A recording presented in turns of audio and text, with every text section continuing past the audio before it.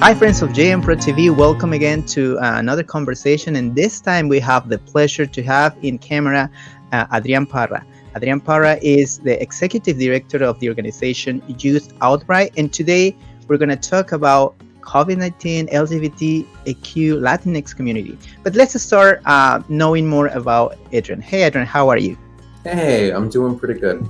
How are you doing today? I'm doing great. Thank you very much for accepting and participating in this conversation. Please introduce yourself and your organization to our listeners and viewers. Yeah, so like you said, my name's Adrian. I use they, he, and she pronouns, and I'm the Executive Director of Youth Outright. Youth Outright is a support and advocacy organization for LGBTQIA plus young people between the ages of 11 and 20. So we've been providing a lot of various different kinds of programming, from consent and safer sex to gender 101 to racial justice, and we also have a small mini grant program that was providing support in the aftermath of COVID.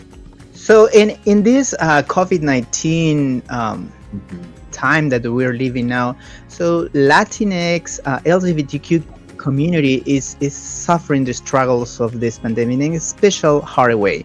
So how is your organization working with them to ensure that they are served? Yeah, absolutely.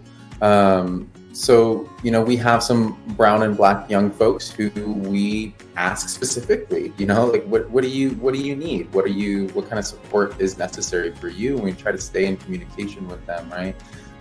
One of those things is really staying connected with their peers, right? So we provide digital youth groups, both on Sunday and Wednesday, where young people can come and meet each other, make connection, and form community. And we find that when we're all quarantined, that's one thing that everybody needs, right?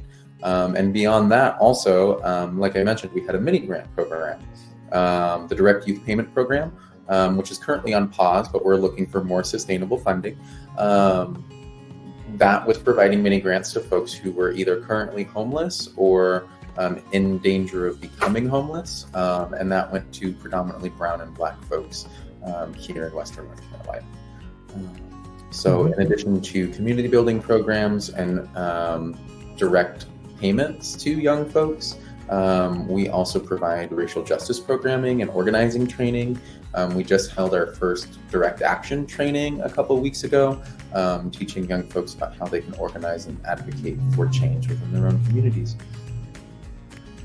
And it's very important for our listeners, our viewers, especially from the Latinx community or relatives to them, friends to them, they know that there is organization, because there are more than one. Our friends of transmission also are working in this matter. So it's important to know that there are organizations that are ready to help, to hear, and organize. So please stay in contact with them. And Adrian, talking about that, how the people can get contact to you and follow you and know about all the amazing things your organization is doing.